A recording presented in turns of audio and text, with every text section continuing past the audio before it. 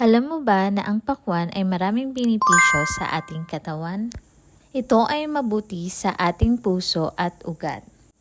Ang pakwan ay maaaring makatulong na maprotektahan ang iyong puso mula sa iba't ibang mga sakit. Ito ay naglalaman ng potassium, isang mineral na mahalaga para sa pagbabalanse ng electrolytes at pagpapanatili ng normal na presyon ng dugo.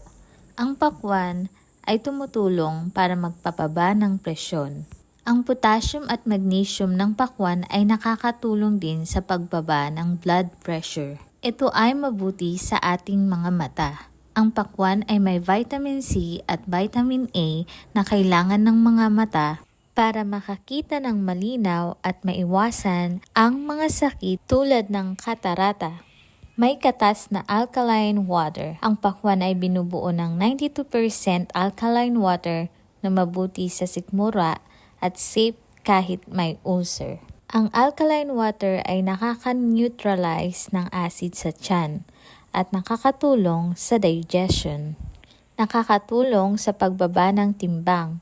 Ang pakwan ay maaaring makatulong sa pagbaba ng timbang dahil sa mababang calorie density nito. Sana ay nakatulong ang video na ito. Hanggang sa muli, kabayan, paalam!